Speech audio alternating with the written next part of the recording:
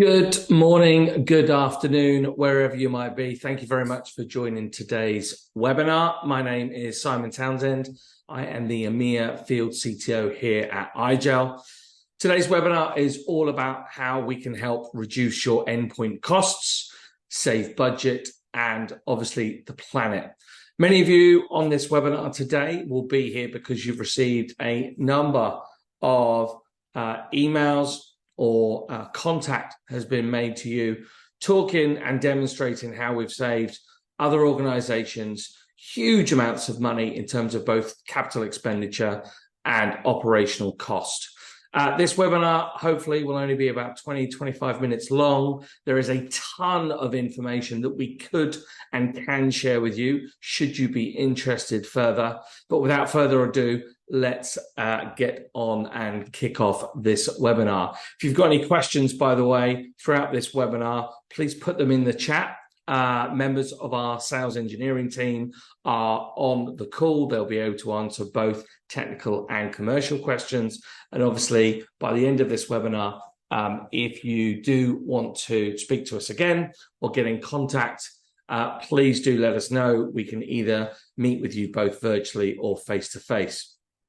As it says on the screen right now, by the end of this webinar, I'd hope that you start to at least appreciate and or understand how IGEL might be able to help you reduce your capital expenditure on things like laptop and desktop PC hardware refreshes, something that is causing significant concern for lots of organizations as we come into 2024, 2025, new versions of Windows come in, laptops and PCs that were only bought in 2020, 2021, particularly might need to be replaced. You're also going to learn how we can reduce the cost of deploying endpoint management and endpoint security tools. That Windows stack has become quite complex, and we can help save money there in terms of software. We can reduce the operational cost around endpoint management, reduce the costs potentially of Windows migrations, not just today, but also in the future. Reduce the cost associated with a loss in employee productivity. Reduce your organization's carbon footprint, which again is all around saving the planet and helping organizations to meet their carbon footprint goals, their sustainability ESG goals.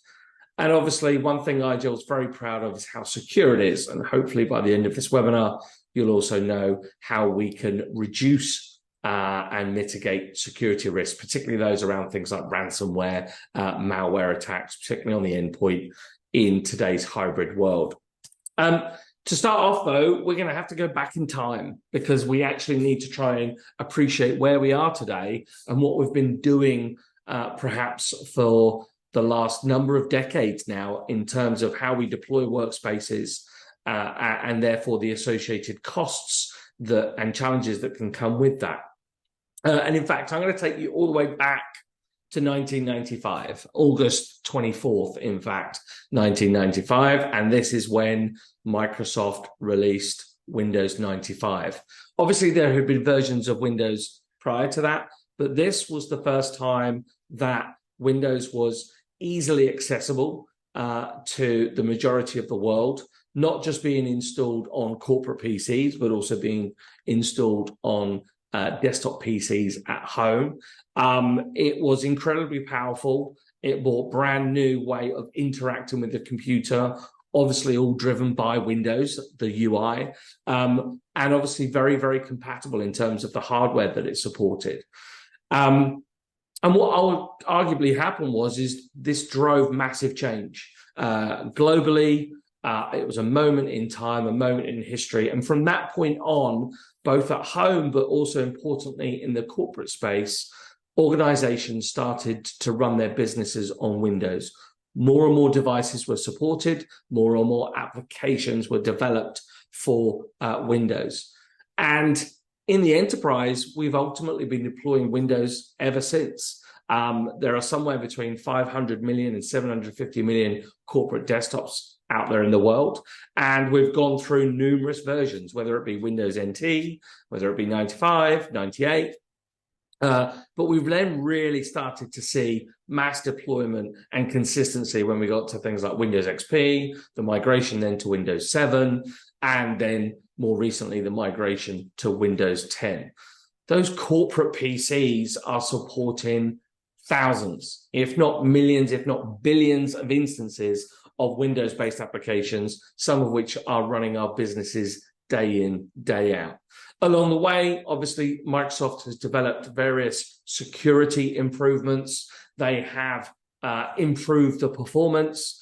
And along with that, every time a new version of Windows comes out, people tend to look at replacing their hardware, adding more processor, adding more RAM, adding better speed disks, for instance, to improve usability, to improve employee experience, whether it be in healthcare to improve patient care, whether it be in banking to make more money, whatever it might be, to deliver a faster, more performant, more secure workspace. I think, obviously, if you've been involved in IT for a long time, you'll know all about this. Day in, day out, we all pick up typically a Windows laptop and we run our applications, we do our work. It is our workspace of choice. And as I said, there's over 500 million of these corporate desktops out there in the world. But, you know, it's not come without cost and without challenges. And whilst it has delivered a very rich performant experience for employees for the most part, and it's supported all of these applications and all of these wonderful devices that we see from Lenovo and HP and LG and Dell the like, IT has been challenged, and we've had to go out and acquire additional tools, put in additional infrastructure to make sure that we can handle things like migrations, hardware refreshes, and endpoint management to the best of our ability. And, you know, that might have included technologies such as SMS, which then became SCCM and has now become Intune. It may well have included antivirus software. It may have included monitoring tools, but a number of different tools and ways in which we've had to manage these different devices, running these different Windows operating systems over the years. And every time we've gone through a migration, we've had to go through a huge amount of testing, huge amount of planning, in fact, before we even start the testing of applications, understanding whether applications were going to work between 32-bit and 64-bit, whether they would run in the new operating system with new versions of profiles that were available, whether the hardware that we had was able to run the new version of the operating system, and then plan and actually do the migration, which subsequently obviously then lends itself to an element, at least, of employee downtime as we go through those migrations. These migrations, make no mistake, are incredibly time-consuming and incredibly costly to many, many organizations. And now, today, 2023, we're just about to face a new challenge. And that new challenge is coming. It's 2025 when Windows 10 goes end of life. That means all of us need to have moved on to Windows 11. Windows 11 comes with new hardware requirements, which means, again, as we have been doing for the last 25 years, we're just about to go through another 18, 24 months of migrations as we move our employees from 10 onto 11. Bear in mind, in fact, that there are still organizations and applications out there that rely on Windows XP, which is already end of life and therefore insecure, not being patched, and also Windows 7. So we're already starting to see some of the challenges in some organizations who have not been able to move on to Windows 10, let alone move on to Windows 11. And there are hundreds of millions of desktops out there today, laptops, desktop PCs, that don't have a TPM2 chip in them and therefore won't be able to run Windows 11. And therefore, yet again, not only have we got to go through the cost of migration, but we've got to go through the cost of acquiring net new hardware. And as I said, it's not just the cost of migrating. Think about, for a second, all of the different agents, tools, software, infrastructure that IT has to put in place to manage those. Even more so today as the world has moved to hybrid work, and some of those tools didn't support remote working or didn't support devices that were remote. And so whether it be EDR technologies, antivirus technologies, patch management, application management, image management tools, all of these tools typically require a management console, an infrastructure, a cost to running that, a cost for the license, and then an agent that ultimately affects the performance and at times the reliability of that device. And if you think about it, we've all been through it. Every time we do an update, whether it be every other Tuesday because a new vulnerability needs to be patched, or whether it's actually a migration, there's always an element of downtime. There's always a time where that PC boots up and it needs to do its updates. They've been mandated. And that ultimately means that I can go off and have a cup of tea or go and speak to somebody else in the business for the next 30 minutes as I wait for that update to take place. That is a cost also associated with that upgrade process and that updating. The other interesting point to make, though, is who is managing all of these devices. Typically, in any organization, one person in support can manage anywhere between 250 and 750 devices. And historically, we've employed teams of people to manage all of these desktops. But interestingly, in an IDC report back from 2020-21, we're starting to see a decline in the number of IT experts that we have in an organization, and in particular, in end-user compute, particularly those people in IT that look after our desktops and support our employees and their workspaces.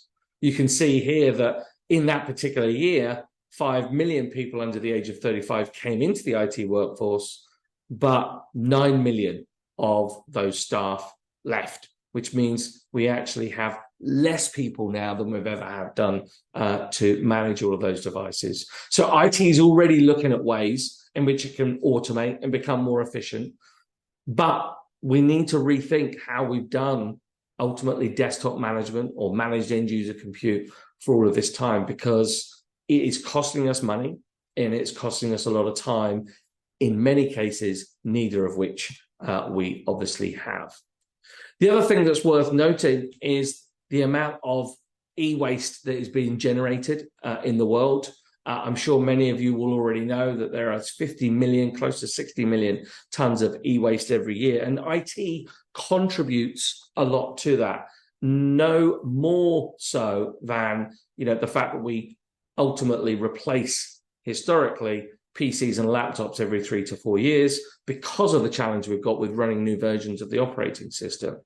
I'm pleased to say that today, if you go and buy a device from an LG, a Lenovo, or an HP, you'll definitely find that it is built in a more sustainable way. Hopefully, you'll also find that it lasts longer. But we also need to make sure that it's performant and that it can run the latest version of operating system so that it can remain secure. 50 million tons of e-waste is equivalent to throwing away 1,000 laptops every single second, which is quite a scary statistic. But it also means that we're then buying new hardware as well. And for every single device that we go and buy, it takes a huge amount of resources out of our planet. In fact, it equates to around 400 kilograms of CO2 emissions. But there's all sorts of material in there that have to be mined, whether it be the glass or the LCD screen, whether it be the steel and the aluminium that goes into it, or all of the gold, the copper, the platinum, and all of the other minerals, for instance, that need to be mined to make that laptop, let alone how often it's shipped. So lots of organizations are not just looking at how they can save money, but also how they can reduce their carbon footprint by not having to buy net new hardware. Very simply, our mission at IGEL is to deliver the most secure, productive, cost-effective, and sustainable digital workspace. In other words, allow people to do their work from wherever they are, to access whatever they need, but do that in a more cost-effective way, do that in a more sustainable way, and ensure that obviously our employees and our data is still secure. The way in which we do that is through our own operating system. It is a replacement of the Windows operating system. It is called IGEL OS, and it's part of the IGEL Cosmos platform. IGEL do one thing and one thing only, and that is develop a platform called IGEL Cosmos. That IGEL operating system that is part of Cosmos is a Linux-based operating system tailored to the enterprise, allowing organizations to roll out secure, performant, yet cost-effective desktops. It is incredibly secure. It can help with things like zero trust architecture methodologies. It is read-only. No data is typically stored on the device. We support things like single sign-on. And so what you end up with is a device that is inherently and designed by default to be more secure. It's also incredibly easy to manage. It requires significantly less patching than, let's say, Windows. It doesn't require patching every other Tuesday, as an example. It's very, very easy to roll out updates and new applications, and all of that can be done through an application portal. And it can be installed on existing hardware. And those requirements that are needed to install that operating system are significantly lower than, dare I say, Windows 10 and or Windows 11. That means many of our customers are actually taking their existing hardware that was running Windows, and instead of buying net new hardware, they're repurposing or reusing their existing estate. This is saving them considerable amounts of money in terms of CapEx. It's saving in terms of operational cost, but it's also helping reduce that carbon footprint that I mentioned earlier. So IGEL really is about breaking the cycle, breaking this 25 plus year cycle we've had, where every 5 to 10 years, we're looking at doing another Windows migration and looking at buying net new hardware. And instead of having to buy the hardware, test the applications, deploy, and then manage and support it, we actually break that cycle by actually saying, take your existing hardware and repurpose, put IGEL OS onto that endpoint, and immediately extend the life of an existing PC, reduce the amount of carbon footprint, and also remove all of that other software and that infrastructure that you use to manage in that device, because IGEL gives you the platform to manage that operating system by default, and it also is super, super secure, so it doesn't need anywhere near the complexity of additional endpoint management tools or security tools. The way it looks is very simple. We have a centralized management platform that can either run on-prem or in the cloud, owned by yourselves. It's called the IGEL UMS. That can manage tens of thousands of devices, all running IGEL OS. IGEL OS can be installed on a laptop, it can be installed on a thin client, it can be installed on a desktop PC, and it's then configured with clients and applications that then allow the employee to connect into a Windows virtual desktop should they need to run Windows-based applications, perhaps a desktop that was delivered by a Citrix, VMware, Microsoft Cloud PC, Amazon Workspaces, and also gives access to web-based applications through a number of different browsers and unified communications tools such as Teams, Zoom, and WebEx.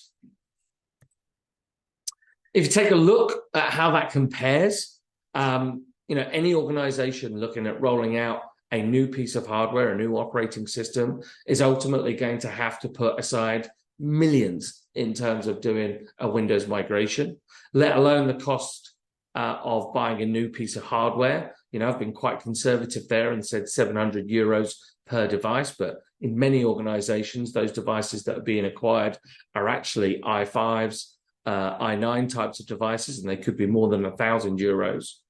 You've then got to pay for the operating system itself, the antivirus, your endpoint detection solutions, perhaps a VPN technology allowing secure access back into the data center.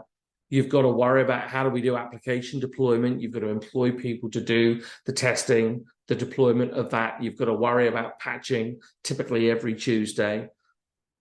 And therefore, that's what's bringing that support to staff ratio down, meaning that, one person can typically only manage about 500 devices before you then need to bring in another person, because there is just so much endpoint management that needs to take place, not just when doing a migration project, but just for the ongoing management of that device.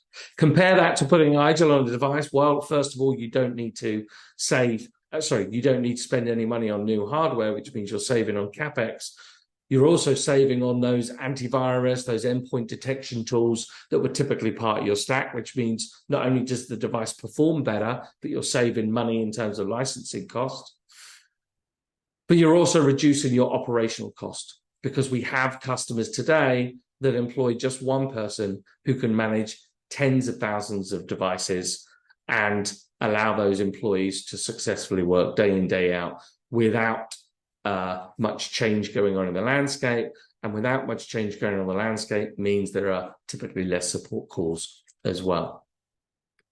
We've done this for many, many organizations: finance, healthcare, local government, central government, retail. There's a whole host of case studies that are available on our website. If you go to igel.com, you can actually select which vertical you may want to look at. One of the bigger ones that we did in more recent years was marker study. We also did some work with the Pennine Acute Trust, NHS Trust here in the UK. Again, lots and lots of examples here of organizations who historically had rolled out Windows 7, needed to go through a Windows migration, and instead moved to a virtual desktop and deployed IGEL at the same time, saving huge amounts in terms of CapEx, but also OpEx as well. By repurposing your devices, you can actually start to look at what that reduction of your carbon footprint would be. As I said before, by not buying a new piece of hardware, in other words, you're not buying a new laptop, you're typically going to save somewhere around 400 kilograms of CO2 emissions, which let alone without looking at the fact that you can enable remote working and people don't need to drive to the office, and you can start to move some of your data center to the cloud. All of these things can contribute and have a positive impact on some of your ESG goals. But we've done a huge amount of work in this area. We're able to quantify exactly per device or per organization how much that carbon footprint saving could be. And again, case studies are available where we've done this with the likes of the Phoenix Group back in 2022. And there's more. And when we talk about more, look at other ways in which we can save money, get employees onboarded significantly quicker, allowing us to take IT out of the equation when new employees and new devices come online. For instance, we have an onboarding service and an onboarding feature within our product now. It means that when we take a device out of the box, we can onboard an employee in under 5 minutes without IT having to get involved. Self-driven, frictionless onboarding. I mentioned earlier, we've got an application portal. This ultimately allows both employees, but more importantly, administrators, to choose which applications they need to deploy out to their estate, and importantly, keep up to date. Chrome and Chromium is constantly being updated. Zoom is constantly being updated. Teams is constantly being updated. Your VDI desktop as a service clients are constantly being updated. The IGEL app portal, in conjunction with IGEL's management platform, keeps itself in sync so that IT administrators can deploy new applications with ease. And when we're deploying those applications, those updates are done independently of the other applications and the operating system itself. So it's working much more like your mobile phone would work. Updates are coming down in the background. They're not impacting user productivity or user experience. They can be done at any time during the day, and the next time that device reboots, the new version of the application is updated. Smaller updates, less impact on employee productivity, faster and easier for IT to deploy. Again, saving operational cost and saving the cost associated with downtime and productivity. When we talk about productivity, the quickest way we can get an employee logged on in the morning is to use technologies such as single sign-on. And again, Just as an example, IGEL OS supports that, allowing me to log on first thing in the morning, log on with my Azure Active Directory credentials or Ping or Okta, use things like multi-factor authentication, and take those credentials and pass them through to the other applications and other clients that I'm going to be using throughout the day, meaning I don't need to log on to my web browsers, I don't need to log on to my virtual desktop infrastructure, I don't need to log on to any of my unified communications tools. So, as we start to look at where we are today, in a world predominantly where Windows is deployed, my question to all of you on this is it now time to rethink how you deploy your digital workspaces, how you go about end-user compute, and could you join the other 12 million desktops and laptops out there that are already running IGEL OS and join 12,000 plus other customers in the world who are running IGEL? Save money in terms of capital expenditure, save money in terms of endpoint management, reduce the cost of the security and endpoint management tools that are put on there, deliver a far richer, more productive experience with less downtime, and importantly, if anything else, improve security because you're actually running a secure by design operating system. So with that, that's it. Thanks very much for attending this webinar. Please look out for a follow-up email to this. Please do get in touch if you would like to arrange an evaluation. You can do a self-drive evaluation by going to igel.com/downloads, or alternatively, we can help set that up for you extremely quickly, thanks to the onboarding service I mentioned before. And if you want some more information, please check out our YouTube page, where there are a number of different videos, but the one I've put the link into here is a very, very short 3-minute video that actually covers off some of the more technical capabilities of our solution. With that, thanks very much for joining. If you have any questions, we'll pause now to take questions, else we'll close it up in the next 5 to 10 minutes. Thank you very much.